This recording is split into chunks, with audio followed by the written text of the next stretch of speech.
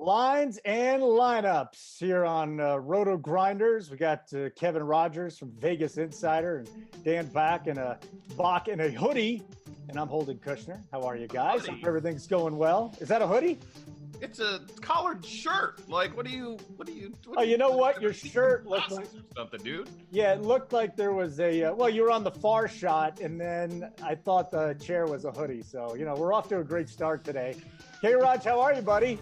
Holden, I'm doing well. Just trying to figure out the NFL. You have two 20-plus point lines this week, and it's, I don't know. I mean, I know we'll look back at the games, but, some of these teams, you think they're good in week one, and they lay an egg in week two, and the teams that don't look good in week one, like the Dolphins, don't look good again in week two. So there's just not a lot to figure out. It's New England, Dallas, Kansas City. Just ride those teams, be done with it. Well, we're going to get to Baltimore and Kansas City here in just 1 second. But, Dan, I was looking back last week, and we were going to talk DFS with you. But both of you guys, I don't think the Patriots were a good bet last week, yet they cover. What are you going to do? Yeah, I mean, sometimes when those lines come out like that, I mean, you sit and scratch your head, and then you realize that the people who are making them have a lot of money on the line. And an 18-point road favorite week two was unheard of. And it was never really in doubt. And I just think that it's Tankapalooza out there in Miami, and we're seeing it again this week. And it's they just traded away Fitzpatrick for another first-round pick, so I think it's going to get worse before it gets better. I mean, that's a 21-point favorite with Dallas against Miami, and 22 of the Patriots over the Jets. I mean, it's ridiculous, Kevin. We haven't seen these lines. This is uncharted territory. It's not like the Jets are tanking, but my goodness, man, this is just ridiculous.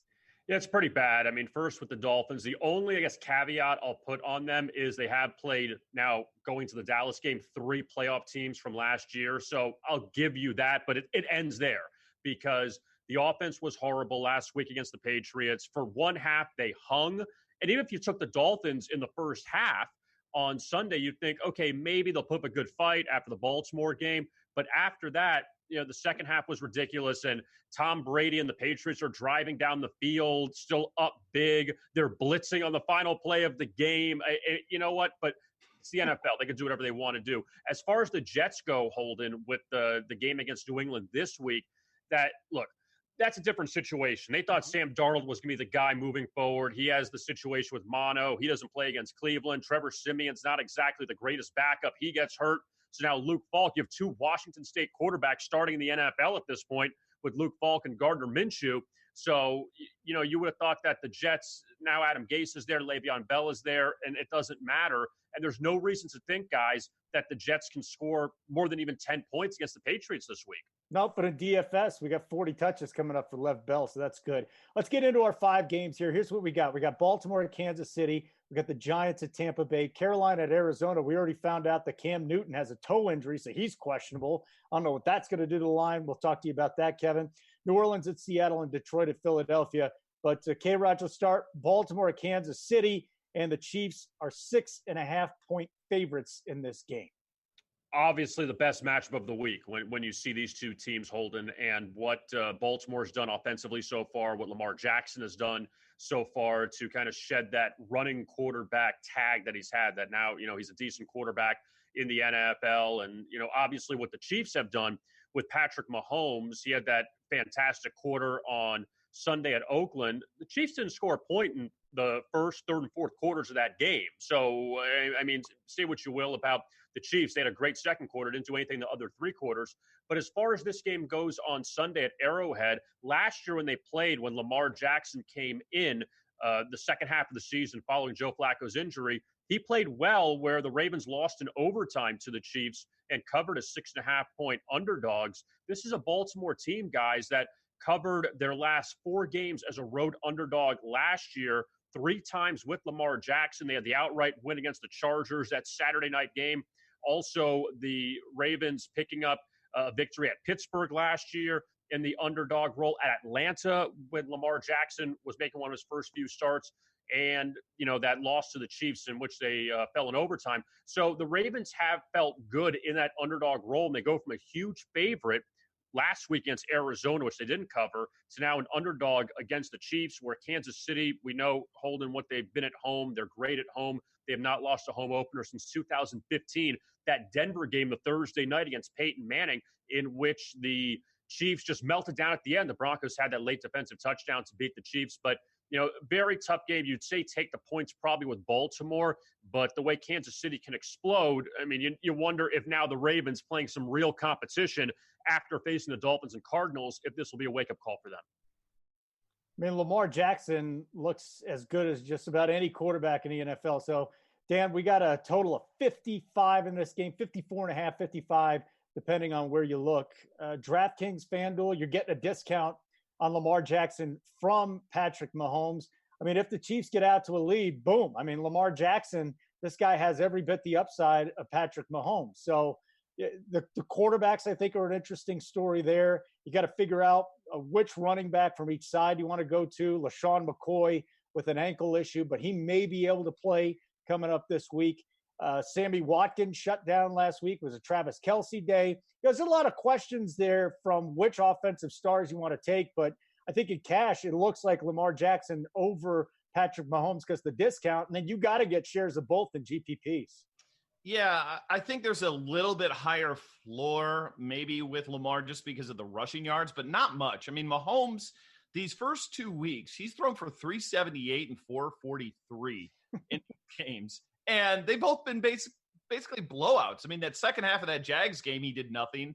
And like Kevin alluded to, that second half of that Oakland game, there wasn't, much scoring at all. I mean, there were situations that had some penalties that had touchdowns called back. But this guy has been incredibly productive in games that have been blowouts. What is he going to do when it's a back and forth, high scoring affair? This guy going to have 500 yards passing? Probably, I don't think it's impossible. So this guy is, just far and away for me, like the top GPP play. But the problem that you have, and if you're only playing 1 or 3 or 5 lineups, it's tough because who's it going to be on a given week? Is it going to be Watkins? Is it going to be Mecole Hardman, who should have had 2 touchdowns last week? DeMarcus Robinson, who did have 2 touchdowns last week, and then Travis Kelce, who has a big game. It's so hard to know which guy it's going to be. So if you're playing cash, don't team him up with anybody. Just play him by himself. In tournaments, you kind of got to mix and match, but unless you're, throwing 100 lineups into a Millie Maker type of contest, it's hard to get all the exposures that you want. So one thing I do think we need to look at, though, is the weather here. There is a chance it's going to be wet out there, and I'm going to be keeping my eye on the line and the total and see which direction it goes in. The Ravens' D has been pretty good. Only 2 touchdowns allowed in their first 2 games. From the Baltimore side of things here, I like Lamar. And the good thing about Lamar is it's very clear who he's targeting. It's going to be Marquise Brown, and it's going to be Mark Andrews. But Andrews, man, I just don't think I can quite go there on FanDuel in particular. 6.8K. Even though he's gone for 100 yards in each of the first 2 games, it's hard for me to think that he's going to, probably do that again. I like him more on DraftKings, where they've really lowered the prices on the tight ends. And the running backs, you can play him, Holden, but I'm not going to. Unless we get clarity in Kansas City where one guy is hurt and one guy is healthy, that's a time split. 51% of snaps for Williams, 41% for McCoy. And I'm worried about the game script for Mark Ingram. So I'm off running backs in this game.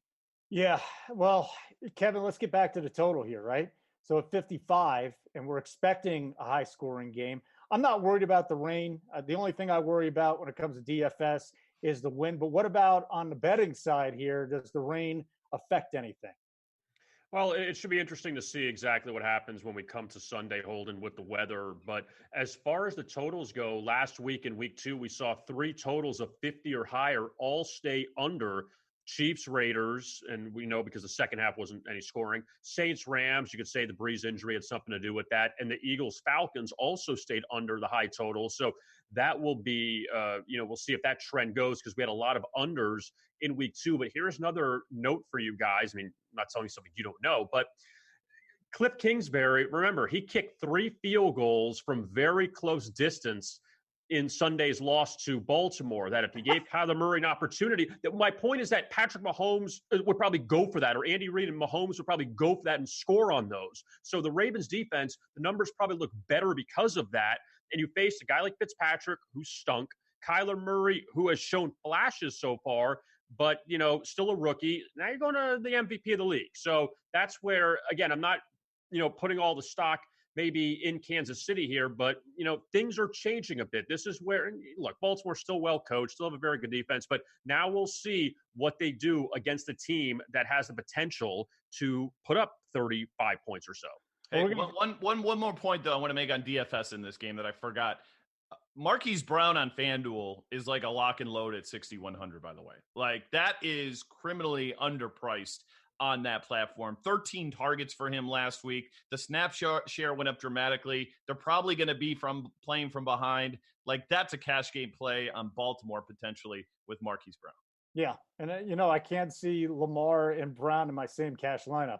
Tell you the truth. You're going to have to save elsewhere. And play Mahomes then. There you go. You don't in cash. You don't need the correlation. I think I kind of like Lamar Jackson a little bit more with the discount, man. I gotta squeeze in Dallas defense this week. Squeeze them in. I gotta get Dallas on FanDuel. I gotta get the Patriots over there on DraftKings. Come on, man. There's a lot going on. Last thing, we're gonna get to the Arizona-Carolina game in just a little bit, but Dan, I watched all that game. Kyler Murray was so inaccurate in the red zone. He kept going to Larry Fitzgerald. He kept overthrowing him. So I actually kind of understand the field goal choices there on a couple of times because, Murray just is not accurate yet. He'll get better, but he's not there. But Kingsbury's supposed to be this, young, like come in with a different attitude, not be the old guard type of head coach. And then he does exactly what the old guard type of head coach does. And that's just kick field goals rather than go for it in optimal position. So, it's been we'll get to Kyler here in a moment because I think he's kind of interesting, moving forward here. But man, I just hate that sort of play call. It's just so old fashioned. And, come on, when your quarterback's not accurate, let him run a little bit. Get the points. So then that's a night. You know what? You should write Cliff Kingsbury. Actually, he's probably watching this show. So, hey, Cliff, come on, Clifford. Giants at Tampa Bay is our next game. Opened at the Bucks, giving 4 points, and now it's 6.5. So K-Raj, the big news here: Eli Manning benched. I mean, CBS News is talking about this. I didn't know this was that big a story, but yeah. And Daniel Jones is in. I don't think he can get worse than Eli Manning. Tell you the truth, maybe there's a couple more turnovers, but I tell you, man, this line keeps getting pushed up. Now it's 6.5. Give me some thoughts on this game now that Daniel Jones is in. I don't know if you're the Giants, how you can't make this move. I mean, I thought Eli Manning would be the quarterback of the Giants till 2035. Just keep him in there just because he made 2 big throws in 2 Super Bowls and he's the king of New York. David Tyree and Mario Manningham saved him in 2 Super Bowls. And yet there's no way the Giants could ever bench this guy ever, even though, look, we know what kind of quarterback he's been a serviceable quarterback for years, won them 2 titles, but enough's enough already. And Daniel Jones got a lot of crap on draft night when they took him out of Duke. And look, he showed some flashes in the preseason, but the Giants are going nowhere. So you might as well give him a shot right now. You're 0-2. You haven't looked good offensively in 2 games. You have a fantastic weapon in Saquon Barkley you're wasting because you have an old quarterback. So you might as well try to see what you got with Daniel Jones. Now, as far as this game goes, guys, against Tampa Bay, the last 2 years, 2 pretty competitive games, a 2-point win by Tampa Bay 2 years ago at home. Last year, a 3-point win by the Giants at MetLife. It was a game the Giants were up big in, and the Bucs came back late.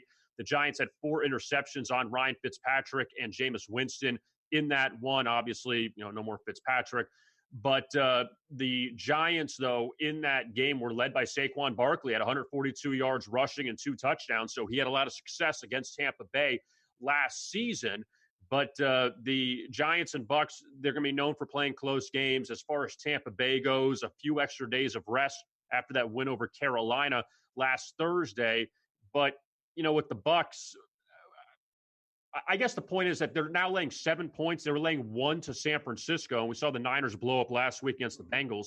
But you're telling me now all of a sudden they should go from a 1-point favorite over the Niners to a 7-point favorite over the Giants? Just seems like kind of a big leap where we really don't know what Daniel Jones is yet. Well, the guy you got to figure this out, Dan, is who's the guy? He went to Cody Latimer. Daniel Jones went to Cody Latimer a little bit in the preseason. You're only playing Daniel Jones in a 150 GPP, right? I mean, you're not messing with this guy. Huh? Oh, that's sure. Okay, here's the deal with Daniel Jones. Looking at his salaries on DraftKings, he's $5K, but on DraftKings, you can go and get Jameis Winston against the Giants for like 5.4K, or you can get Carson Wentz for I think like 5.7K. So on DraftKings, I don't think you need to do it. Now on FanDuel, it's a completely different story because he's 6K. He is a ton cheaper than everyone else out there, and he looked good in the preseason. And there's no question this is an upgrade for this offense going from Eli Manning to Daniel Jones. Yeah, he doesn't have the experience, but he's got talent, and we saw some of that manifest in the preseason. So I think he's playable on FanDuel, probably not on DraftKings. But the guy that I think we want to play, there's a couple guys in this game that we need to talk about. One is I love Evan Ingram here. That's the guy you want to play against Todd Bowles' defense. Going back years, if you look at him as a coordinator, the tight ends have eaten against his defenses. Week 1, Kittle had a couple of touchdowns called back in that game, still had 8 receptions. And then last week, old man Greg Olsen went over 100 yards. So I have no doubts in my mind that we're going to see Evan Ingram get fed. He's one of my top plays this week in DFS. And I think we can go back to Barkley. He only had 37 DraftKings points last year in this matchup. He is completely matchup proof. I think this is an upgrade even for him to go from Eli to Daniel Jones. So I think this is a very stackable game. I like the over in this game a lot, and I'm going to have some shares of both sides because Jameis Winston, we've been waiting for a smash week to happen. And when you look at what Dak did week 1 against this defense, you look at what Josh Allen did last week against this defense. Right now, Jameis is the 18th ranked quarterback by price on DraftKings and 15th on FanDuel. He shouldn't be. He should be better than that. So I like him a good bit in this matchup. And whether it's Evans or Godwin, those are the two guys you want to figure out. Godwin now higher salary than Mike Evans. I think this is the week Evans gets on the board, so I'll take him at the discount. I mean, I'm looking here. The Giants are giving up 441 yards a game. That's ridiculous. 321 yards passing a game and 120 yards rushing. I mean, the Tampa Bay might actually be able to run the ball a little bit. No, I don't want to get carried away, but they might be able to. No, it's a Jameis smash spot finally. So here it is. Okay, Raj, how about from the Tampa Bay side? And again, we're looking at the game total here. What is it, 48? Yeah. 48. So from the Tampa Bay side of things, what have you seen from them, and what do you expect from them on this side? Defensively, Holden, they haven't been that bad. And we go back to the Niners game in week 1. Jameis got picked off twice and was taken back for touchdowns. So that's not obviously on Tampa Bay's defense. And they pretty much shut down Jimmy Garoppolo as well as they could in week 1. And Cam Newton in the game last week, we know there wasn't great weather. And, Christian McCaffrey had over 200 yards of offense against the Rams. He didn't do that against Tampa Bay. They shut him down. And that's one of the top weapons in the NFL. So you got to give the Buccaneers credit there for what they've done defensively the first 2 weeks. And now, facing a guy like Daniel Jones, first time starting in the NFL. Yeah, you got Saquon over there and obviously, no Odell. So there's not a lot of other weapons for the Giants. But, I got to think this stays under just because Tampa Bay's defense has stepped up. And now you guys talked about Jameis and what he can do. And, you hope that he could put some points up. But for what the Giants have done offensively has been nothing. And what the Buccaneers defensively has done so far through 2 weeks has been, not bad. So I guess you'd probably look at an underplay here. Dan, any interest on the Tampa Bay side with their defense performing a little bit better, going up against a rookie quarterback? Yeah, I mean, obviously I was impressed by what they did against McCaffrey, but here's the thing to remember. The week before, McCaffrey got an insane number of touches, like in the 30s, and then they came off a short week. I think that was a terrible spot for Christian McCaffrey. I faded him in every showdown lineup I had for that Thursday night slate. I didn't think it would be that extreme, but they did also shut down the run game of San Francisco the week prior, which looked really good last week. So I do think they're a better defense than they were last year, where they were just the absolute worst. But I also think that this feels like Jameis isn't going to necessarily turn it over 2-3 times. I think this is just going to be back and forth, and I feel like there's just has that opportunity to be that potential shootout. And there's not a lot of games on this slate that I feel like that falls into that category. This one certainly does for me. So I'm on the opposite side of K-Raj, and I think we see more points, not less. Well, what do you think about that, Kevin? I mean, can you see a scenario where this goes over? What has to happen? I mean, in all seriousness, I mean, if Jameis throws like 2 pick sixes, maybe, as long as he, as long as he limits the interceptions, then I think they got a shot here. But this is when you get out of control. Go back to that Tampa Bay, San Francisco. 48. I mean, it's not a huge number. I mean, it's big, but it's not over 50. But Dan, think about this for a second. The Tampa Bay San Francisco game in week 1 had 3 pick sixes, 2 by the Niners, 1 by the Bucks. The total was 51. Still stayed under. It was 31-17. So it just shows you how the offenses really did nothing in that game. That you do need that. You do need some defensive touchdowns, maybe a big special teams play to set you up. But again, guys, the X factor is Daniel Jones. That if he ends up not throwing for 400 yards, but if he has a good game and keeps the Giants offense somewhat afloat, then you got a shot. But I just can't see where the Giants will score in other fashions, in a sense. But, going back to week 1, even against the Cowboys, they had that pass to Saquon down the sidelines that set up the first touchdown. And then the Giants did nothing after that. So you also need one or two of those big Saquon plays, maybe, and then you probably have a shot. Yeah, it might be a little uncomfortable too, Dan. Now, you and I both love Saquon Barkley and Evan Engram in this game, but I think you got to pick one of the two, don't you? You can't stick them both in your cash. Well, not both in your cash lineups. No, I think for cash lineups, I think spending up at running back's the way to go, but I think there's a couple of guys that are a tad bit cheaper than Saquon that you can play. But for me, I really like Engram this week. I think that he's just really expensive. It's just too hard to get up that high. There's some values depending on the site, but I think like on FanDuel, for example, I am fine playing Evan Engram in cash. Okay. And then, if you want to pivot from Saquon, Ezekiel Elliott, you might only get 3 quarters of Ezekiel Elliott, but you also might get 6 quarters of production out of 3 quarters from Ezekiel Elliott. Now, this is looking pretty good. All right, Carolina, Arizona. This line opened at Carolina, given 3 points. I haven't seen any movement there. Have you seen any, Kevin? We're sitting at 3 still? No, it should be at 2.5. The news with Cam Newton. Let's just look at the latest. Well, 2.5 and 3.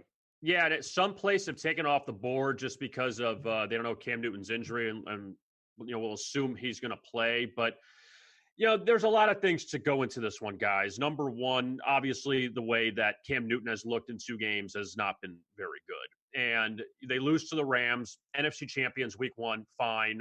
They don't look good against Tampa, even though McCaffrey had the shot at the end, at the goal line. So you can say Carolina really in both of those games. They didn't get blown out. They didn't look bad like the Dolphins and Jets, but they're still 0-2. I sometimes think that you need to go on the road. If you have 2 losses like that, going on the road sometimes is a good thing. And for Arizona, coming off 2 games in which they rallied against Detroit, Kyler Murray broke out at the end of that Lions game in the 4th quarter in overtime to force the tie. And then the Baltimore game, which we alluded to earlier, as far as, Kyler played well but couldn't finish in the red zone, and they had a close loss to Baltimore. That I really wonder here, assuming Cam plays, that, if Carolina comes out and just really plays well, if this is going to be that breakout game for the Panthers, they still have the best offensive player on the field in Christian McCaffrey. You still have no Patrick Peterson for the Cardinals. And, Arizona, after these 2 tough games they played, that if there's going to be a letdown spot, a flat spot for the Cardinals here and for Carolina, not saying their season's on the line, but when you look at that NFC South where it's open with the Saints, with Drew Brees hurt, Atlanta's 1-1, and then you look at, the Bucs are 1-1, that Carolina can easily get back in this race with a win this week. So Carolina, I believe, should be worth a look. And, hopefully, we get a nice wardrobe thing from Cam after the game. So he dresses really nice after these losses. Probably hurt his toe trying to put some of that crap on his head. My goodness, what is going on there? But if Kyle Allen's got to go, forget about it. Let's settle down here a little bit. Okay. First off, Cam Newton hasn't been good this year. Okay. He hasn't been good at all. He's been mediocre at best. Now, I'm not saying Kyle Allen is Cam Newton, but in his one start last year, he went 16 for 27 against a pretty good Saints defense. They won that game 33-14, had 2 passing touchdowns and 1 rushing touchdown. So he's actually had a productive start under his wings here. So I don't think this is nearly as bad of a situation as it seems like Holden was alluding to there. And he is a 4K quarterback on DraftKings this week. I mentioned Daniel Jones. He's 5K. This guy's 4K in the fastest pace situation he could be in playing Arizona. If he gets the start, you're damn right he's viable for DFS. And you got to look beyond the name, and you got to look at the value prospects that this guy can bring. He doesn't need to score you 25 fantasy points. If he gets you 15 and then you're able to roster Saquon, Zeke, and Kamara or McCaffrey or whatever you want to do, man, you're going to make up for it in other places. So he is absolutely viable if he draws the start here. And I know that sounds crazy. No, that's fine. But you're talking about punting at quarterback when you got Mahomes and Lamar Jackson.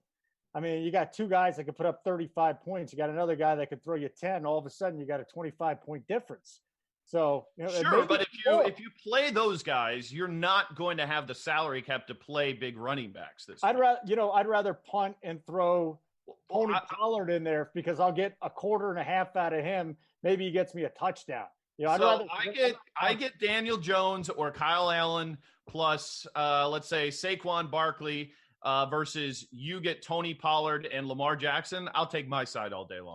Tony Pollard, Lamar Jackson, and probably I free up room for 2 running backs. So, you know what? We should put our lineups together. We'll see. I'll do a little Zeke Elliott and Tony Pollard backfield combo, and we'll see how that goes. Yeah, I mean, it's early in the week. Obviously, a lot can change until we get to Sunday. A few other DFS nuggets on this matchup here because I think it is interesting. Total at 46.5 in this one.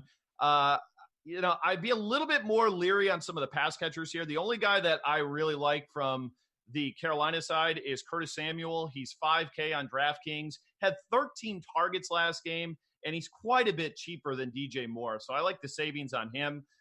You can't really play Olsen on FanDuel. He's only 300 less than Evan Engram. So he's an easy pass there. But I think he could be viable on DraftKings. He's 3.7K. And if you look at the first 2 games of the year, TJ Hawkinson and Mark Andrews have both had a lot of success versus this defense. So tight ends, so far so good versus them. I do like McCaffrey. He's going to get going again. Again, extra time to rest off of that short week last week. I think it was just a blip last week, and they're going to get him more involved. Lastly, on Arizona, man, tricky spot here with David Johnson. I think he's fine in kind of stacking situations if you want some pieces of both sides of this game, but just did not get involved last week in a pretty tough matchup for running backs against Baltimore. Could be a decent bounce back spot for him. And lastly, Fitzgerald and Christian Kirk. I mean, these guys are both 5K on DraftKings. They're getting double-digit targets each and every week. 94 pass attempts for Kyler through the first 2 games. That's crazy. So yeah, I had Fitz in my cash last week. They laughed at me. I mean, you got 2X on FanDuel. You really cleaned up. And again, Kyler Murray. So let's get into this here. All he does is look for Larry Fitzgerald in the end zone. He kept going back to the well. Now, unfortunately, he was throwing it 10 feet over his head, but at least the opportunity is there. You're going to get the volume out of Fitzgerald. So, Kevin, let's talk about the Arizona side here. And the pace is there. They're going 4 wide. David Johnson missed a couple of series. I feel like they really didn't push it downfield with him like he had in week number 1. But this offense, while it has struggled and stalled out in the red zone between the 20s, they're putting some stuff up here. So I wonder if Arizona is going to put up some points in week number 3. Yeah, we saw the slow start in the Detroit game back in week 1 where they didn't even score a touchdown the first 3 quarters and then blew up in the 4th quarter. And like you said, they're getting opportunities. They're getting down the field. And I wonder, even going back to the conversation we had about the Ravens earlier, that why even Cliff Kingsbury isn't calling for Kyler Murray to run in some of these situations instead of trying to throw. If you have 4th and goal at the 3, you're telling me you can't drop a play to get that guy in the end zone instead of him trying to throw, in a very short window there. I know it's very tough for anybody to throw there, but you have a very athletic quarterback, and why he doesn't get that opportunity, I don't know. Maybe he will going forward. But as far as, the Cardinals are going, that they're getting yardage, Holden, like you mentioned, between the 20s, but can you punch it in? And that's what scares me a bit about the Cardinals, that are they going to get down the field, get to the 10, and then settle for field goals? Is that going to be the issue? And, just go back to Carolina for a second, again, assuming Cam's going to play, that, we're just waiting for the Panthers to bust out, but also at the same time, just a couple notes on them. They were 0-4 against the spread as a road favorite last year and lost all 4 of those games. And the only game they've won since that 6-2 start was what Dan mentioned about that New Orleans game in Week 17, which the Saints didn't even care about because they had everything wrapped up. So Carolina's won 1 game since halfway through last season. So that's why it is tough to trust them. But also, again, with Arizona, I'm not too sure after these 2 close games they've played, now playing a team that's kind of desperate, that Carolina's not going to overlook Arizona. That's one thing we do know. Dan, I'm just looking at Arizona's defense here. They are the Miami Dolphins light on defense. They're giving up 458 yards per game total. They're giving up 309 yards passing per game, 149 yards rushing per game, 25 points per game. So they're getting a little lucky that they haven't given up more points than that. But man, the Arizona defense has just been a sieve. So you talked about Samuel. I think the McCaffrey play, he's in a smash spot.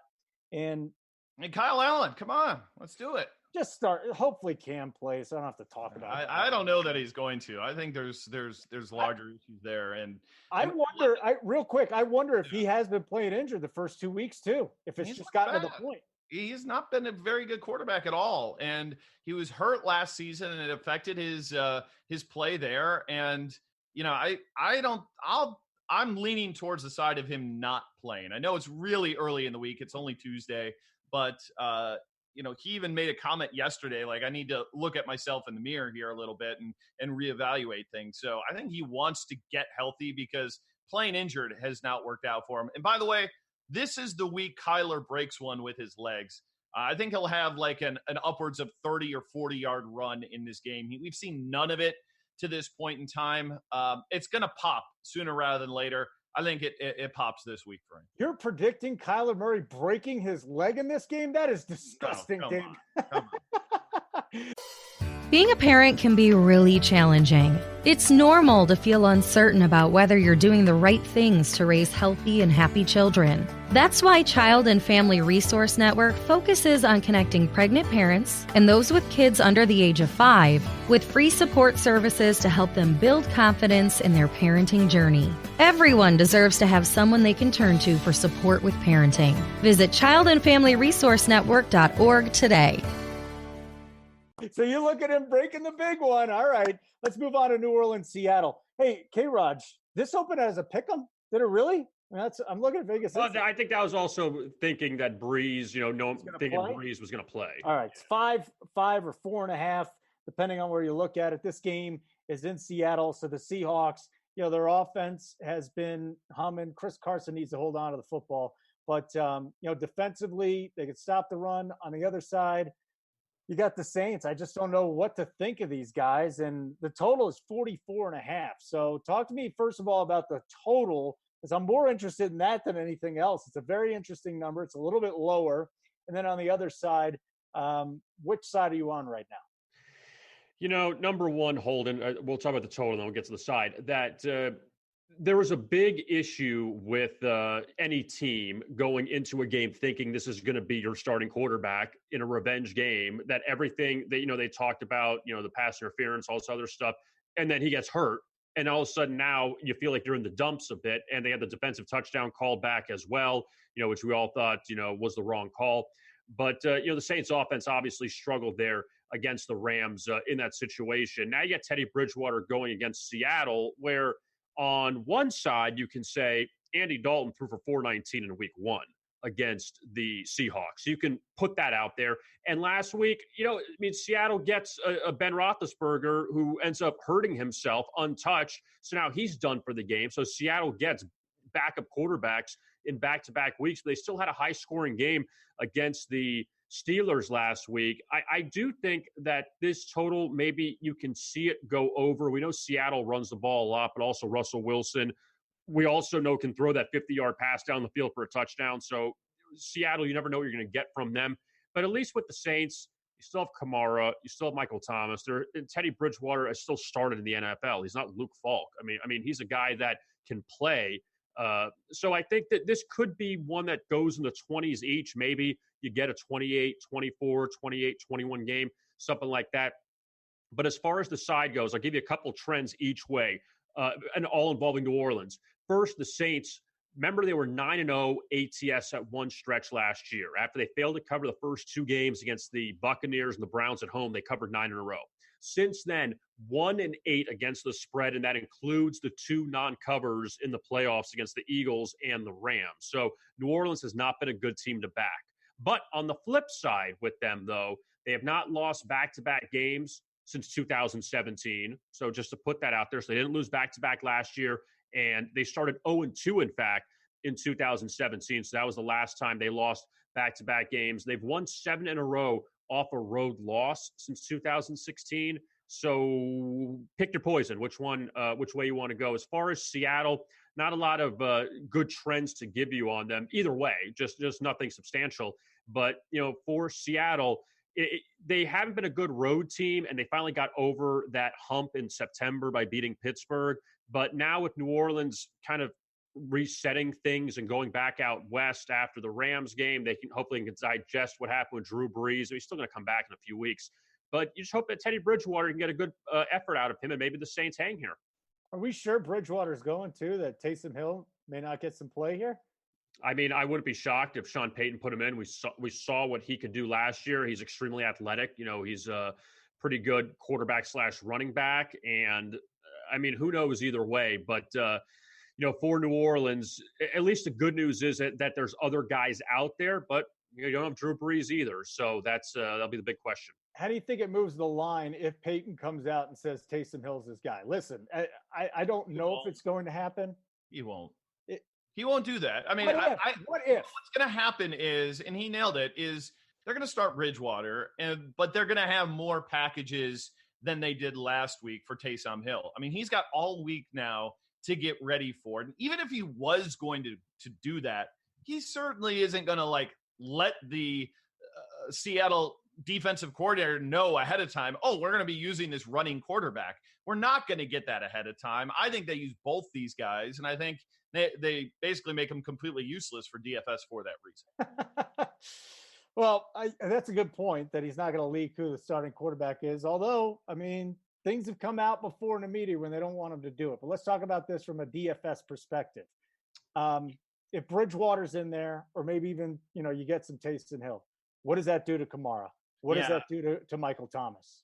Man, I think it hurts these guys. And last week, I don't know what happened with Alvin Kamara. I mean, even after Breeze went down, you would have figured, okay, it's going to be check down city all day to Alvin Kamara. And he saw 3 targets the entire game. So that's really, really worrisome. And what was an advantageous matchup and a good game script for them, trailing in that one. So I think Kamara, I love taking these guys after a down week, but it does worry me a little bit with the quarterback situation. But then again, this could be a spot where they're like, okay, we're going to ride our best player, and that's Alvin Kamara.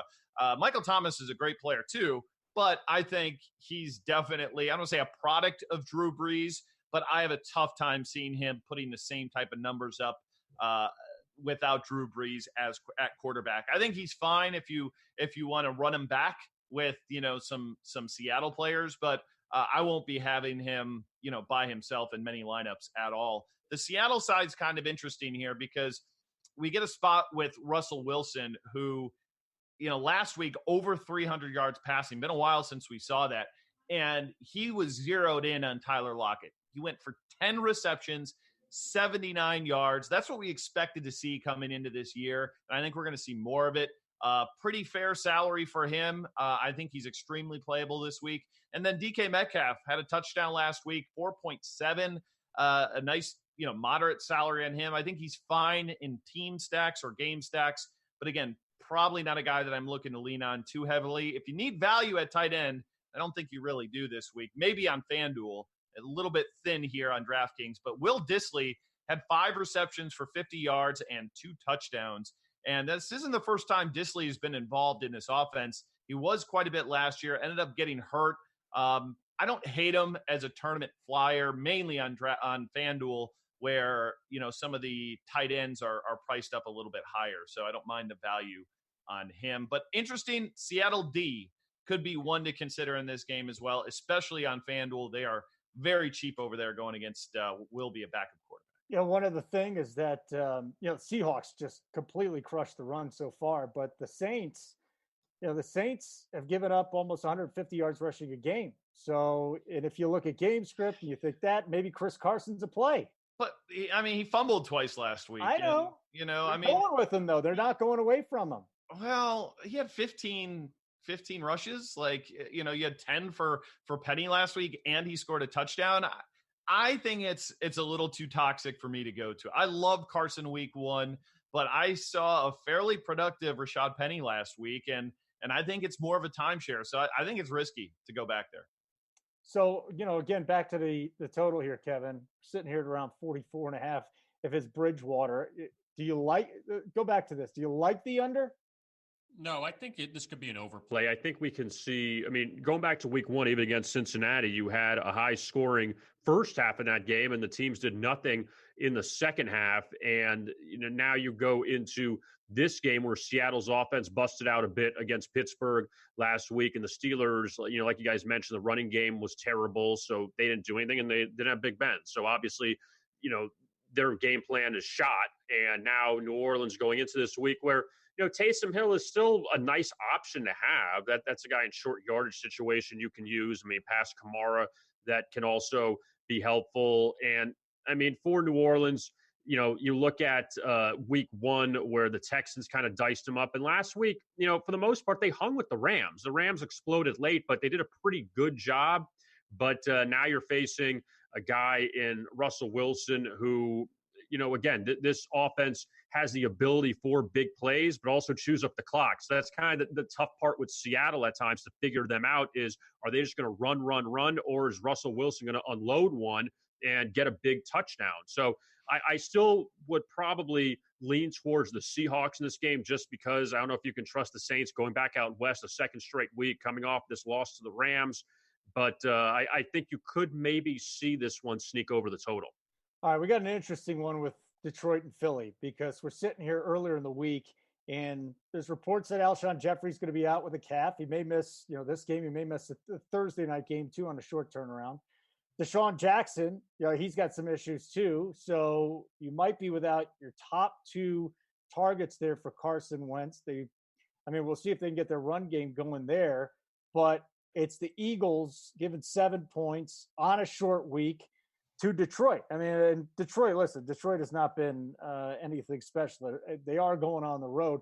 So this, to me, Kevin, this is the most fascinating line of the week, besides for the 2 teams that are favored by over 20 points, because short week, teams going on the road against a team in a short week, couple of big injuries there for the Eagles. I got to tell you, I want your advice here. I want your advice on this one because I am torn by both sides, and I think it is a fascinating game. It definitely is, Holden. And, you look at Carson Wentz, and is he going to be healthy too? Remember, he went off into the injury tent, and you saw Josh McCown play for a bit on Sunday night in the loss to the Falcons, even though Carson Wentz had a couple big throws in that game late. But, you still got to remember, Philadelphia struggled against Washington in week 1. They got down 17-0, and they had 2 big bombs to Deshaun Jackson, which helped them in that game. And if Deshaun Jackson is not 100%, then obviously, we'll see how that affects Philadelphia. As far as the Lions go, and, week 1, they looked dominant for 3 quarters. They looked terrible in the fourth quarter and in overtime against Arizona, a game that Detroit should be Well, I can't even say Detroit should be 2-0. They should be 1-1. They should have beat Arizona. They should have lost to the Chargers. I really believe that. But still, Detroit is right now it seems like a middle of the road team, kind of in that 20 to 32 range right now in the NFL. But they're getting 7 points, and I just wonder if Matt Stafford, can put up the numbers he did back in week 1 against Arizona. You got to give Detroit's defense credit because that Chargers offense is pretty good. Granted, still no Melvin Gordon, but they shut down Phillip Rivers last week. And I know there were 2 missed field goals by the Chargers. They fumbled at the 1 going in, so they had opportunities, but Detroit still did the best they could to silence the Chargers offense, which has been very good under Phillip Rivers. So, you probably look at Detroit here just because, there's some momentum there. And the Eagles, with these injuries, and Carson Wentz not 100%, and we've seen that throughout his whole career, that I don't know how you would lay the 7 there. What about the team playing on short rest too? Any factor there? As far as the Eagles, you mean with the Sunday night game? Yeah. It's really not that short a rest. Okay, I take it back. It's 3 hours, so come on. Yeah, it's 3 hours. Shut up, Kusher. What am I doing here? How about you looking at Detroit and Philadelphia? So if you don't have Jeffrey, Dan, and you don't have D-Jax, Nelson Aguilar, and you would think Zach Ertz, because Goddard just hasn't been healthy since the preseason. That, to me, are the 2 big guys, and I get it. JJ Arcega-Whiteside. He wants to be Arcega. It's not Arcega. It's Arcega. He didn't look good. Well, here's the thing, and I agree. This line kind of was eye-opening to me. I was surprised that they had Philly at a touchdown. Like, I thought maybe it would be 6, but to cross that line and get to 7, that was shocking to me here for some of the reasons that you brought up. But the thing about it from a DFS perspective is Carson Wentz on DraftKings, really cheap. He's 5.6K. He was 5.7 week 1 and blew away value. And here's the thing about this Philly team is their running game is complete and utter dog shit, just to be frank. Oh! Absolutely terrible. And this is a team that has an implied team total of 28 points here. So you're looking at potentially 4 touchdowns. I don't see him coming in the run game. Do you? They haven't done a squat at all this year with that, especially against this tough Detroit, front 7. So I think this is a spot where Wentz is going to chuck it around, and we got to definitely keep our eye on the injury side of things. I think there's a good chance Deshaun Jackson will play, but Jeffrey looks like he's going to be out. If they're both out, you're right. Aguilar gets a huge bump, got a ton of targets last week, and same with Zach Ertz. 16 targets last game against the Falcons on Sunday Night Football. And Arcega-Whiteside, he didn't look great last week, don't get me wrong, but he was in for 75 snaps. That's a ton. And this is a guy who, going back to his days at Stanford, was a huge red zone target. He's like 6'6" and basically boxes people out on jump balls in the end zone. So, if you're looking for a min salary kind of flyer to put with Carson Wentz, I think you could do worse if D-Jax and Alshon Jeffrey are out in this one. Yeah, and you were talking about Ingram in that Giants game getting a ton of targets. I mean, if the 2 guys, if Jeffrey and Jackson, and really if Jackson's not even at 100%, I think Ertz is just a monster play this week. And Nelson Aguilar, you talk about Arcega-Whiteside getting 75, Aguilar got 78, and he scored a touchdown. So from that perspective, and by the way, Philly is on a short week after Sunday, which is, I'm just justifying. Stop trying to save yourself. I'm justifying being Stop a dumbass. trying to save yourself. I think I didn't, did I? 47.5 game total. Kevin, high, low, middle. What do we got? I mean, right now, a lot of the public money is looking at the under. The Westgate opened it up at 49.5. And, like you mentioned, with these, receivers being hurt, total at 47.5. That, for Detroit, again, 3 quarters against Arizona, 6 points. 4 quarters against the Chargers, 10 points. They played pretty well defensively. Kyler Murray blew up for a quarter, So I got to give the Lions that. And as far as the Eagles go, that, again, Philadelphia, they did all right with shutting down Matt Ryan. They did the best they could in that game. I'm not going to give them a medal for it. But, against Washington, Case Keenum lit them up. So you kind of wonder, is Matt Stafford going to do the same thing? I'm going to lean under as far as this could be 24-20. I'm not saying 13-10, but if this one would stay just under, I just got to look at Detroit's defense. And so far, they played pretty well for the most part, 7 of 8 quarters. And with all these issues with the Eagles, I don't know how they're going to get to 27, 28 points. It's interesting. All right, guys, we do have a couple of minutes. We touched on the Patriots laying 22 against the Jets and the Dallas laying 21 against Miami. And by the way, that game opened at 16. I mean, why are we just not opening games at 3 touchdowns now, Kevin? Last week we said, we can't think about the Patriots. Oh, it's 18.5 points. It got bet up to, it started at 14.5. But looking at both these games combined, it's not the Jets' fault. They're not tanking, all right? Their quarterback has mono. What are you going to do? You got a third stringer there. Miami, everybody wants out. They're trading guys, and Dallas has looked as good as any team in the NFC right now. So you got 2 terrific teams going up against 2 doo-doo teams. Would you consider 22 and 21 points? No. How can you? The Dolphins barely get 100 yards of offense against New England in week 2. They give up 59 to Baltimore in week 1. Would you be on the Patriots-Dallas side? That what? Would you be on the Patriots or Dallas side at that number? Dallas. No. No? Oh. I don't think I have faith. If I had to choose between the two, I would choose the Patriots because I know they could really run it up. Dallas could win the game 27-7. I know that's like just underneath it, but I don't know. I just feel like the Dolphins, I don't know if they're that bad. I guess they are that bad. Their offense is so bad, Kevin. They're horrendous. But here, can you guys explain something to me? Why is Ryan Fitzpatrick still starting? Why can't, or let me rephrase that. How come Josh Rosen hasn't got an opportunity? Is he just that far behind? Like seriously, Fitzpatrick has been so bad that Josh Rosen looks horrible. Rosen looks horrible against backups. I mean, when he's come in. And then do you want Josh Rosen just maybe they think he has confidence issues. Do you want him to continue to get shredded with confidence? They're in the ultimate tank phase. Throw a guy out there that throws more interceptions than anybody else in the history of the world and just lose by 50 points. They have a ton of first-round picks. They got multiple second-round picks. I love what the Dolphins are doing, Kevin. I absolutely love it. They got some sack. Let's tank and build. We're going to be the Houston Astros of the National Football League if they could get the draft picks right. But that's the point. You can get 1,000 draft picks. You got to get the right guys. Give yourself a chance. Give yourself a chance. That's fine. And you know what? You got no shot in this division, okay, until Tom Brady's done. And the rest of the other playoff spots in the AFC, you're not going to be a top 6 team. So why try to be 7-9 or 6-10? Exactly. But this is historically bad. I mean, show something. Show a little bit of anything. And they're not even they have no right playmakers. Like, that's the thing. Like, their running backs are straight trash.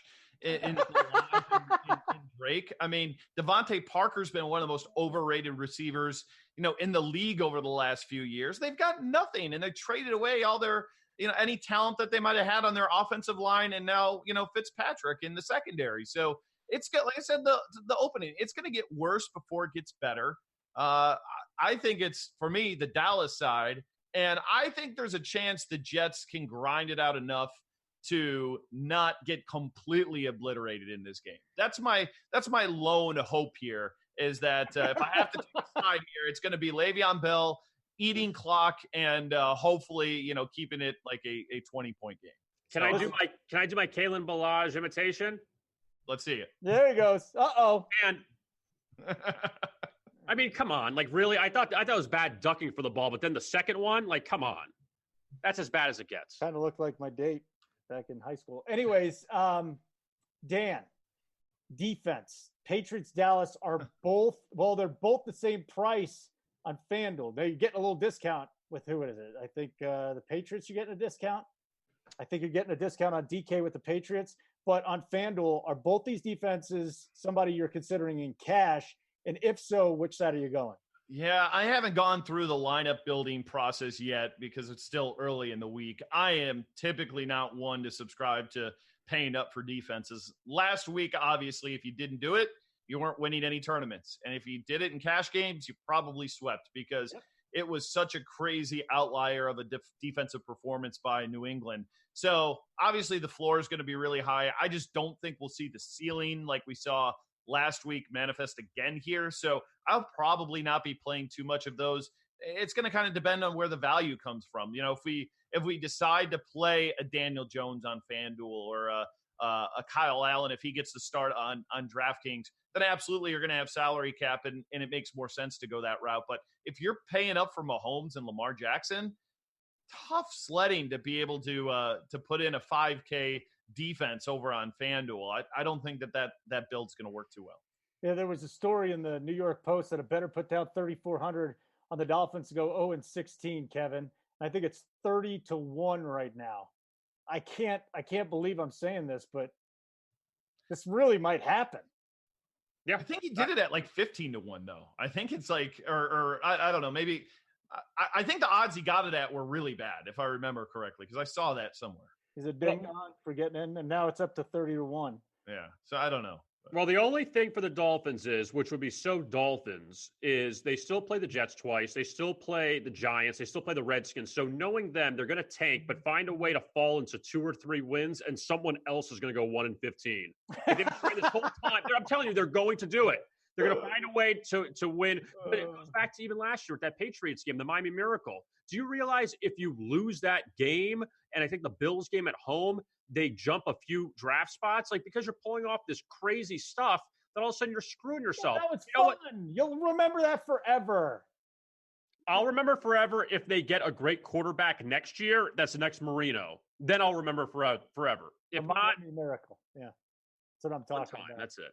Dan, anything else you want to add before we get out of here, buddy? Not that, but not really. Just check us out, RotoGrinders.com. If you're into DFS or you're trying it out for the first time, or you hear some of my takes and you're like, okay, well, let's see if that wants to, if that's going to work, then check us out. We've been doing this longer than anybody. Our premium content, you can get it by the week, you can get it by the season, and if you buy our regular monthly package, it'll include PGA, which is actually a ton of fun if you haven't done DFS golf. That is maybe the most fun sport out there. And then NBA right around the corner as well. That's all included in the monthly package. So check it out. Sharpside app's kind of fun too. Absolutely. And Handicapping Challenge still going on, sponsored by Vegas Insider. Weekly prizes, half-season prizes, and, of course, 5K to the winner. And just because you missed the first couple of weeks, you get to go basically swipe the bets for the over-unders and the lines for every game. We're not limiting it to 5. So that means that many more opportunities for you to get hot and catch up. Kevin, were bettors happy with your lock, or did you have to pay back? My lock was a loser. Actually, I think I pushed it. I had the Bears on Sunday. I had it at 2, and they got to win that game. They got to win that game by double digits. I don't know how they didn't cover that game. And I know that they got lucky in the end with the roughing the passer and the long field goal and the longest second in the world before that timeout. But I did like Chicago, and didn't work out. So we'll have to do it again next week. Guys, I really enjoy the show. It's a lot of fun doing it. Dan and I disagree. You and Dan disagree. No one agrees with Dan. K-Raj, I love your banner in the background. It just looks terrific today. Yeah, we need to get that updated. We need to up it over there a little bit, K-Raj. Like, it's like an angle. Effective life. Let's get it. It's at an angle. All I see is Insider. Come on, K-Raj. You know what? You're moving all around. Put Vegas Insider on your forehead. Dude. It's like the CBS Sports banners that are up in the NFL stadiums. That's what it looks like. All right, guys, this is great. Lines and lineups, just real quick. If you want to follow me on Twitter at Holden Radio, K-Raj, what's your handle? VI Rogers. Dan _Bach. Spell it BACK. All right, Dan, Kevin, I'm Holden. Devin back in Nashville. Great work today. Week 3, lines and lineups. We'll catch you week 4.